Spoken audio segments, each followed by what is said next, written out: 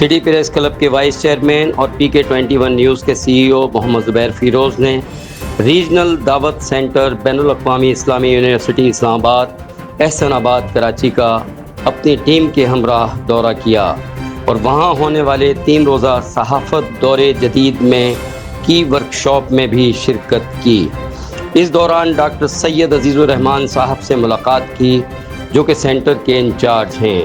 وہاں کے ٹریننگ کے ہیڈ ڈاکٹر شہزاد چنّا نے مکمل دعوت سینٹر کا دورہ کروایا اور تعارف کرواتے ہوئے بتایا کہ یہ دعوت سینٹر بین الاقوامی اسلامی یونیورسٹی اسلام آباد کا ذیلی ادارہ ہے۔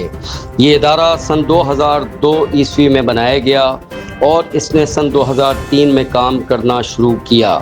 اس ادارے کے اس وقت 7ویں ڈائریکٹر جنرل محمد الیاس صاحب ہیں۔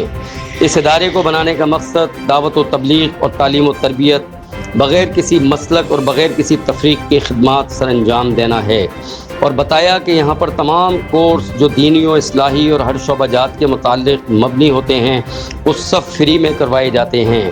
مزید بتایا کہ یہاں پر کورسز اور ریسرچ پر کام ہوتا ہے اور ان کورسز سے افراد 3 ذرائع سے مستفید ہوتے ہیں۔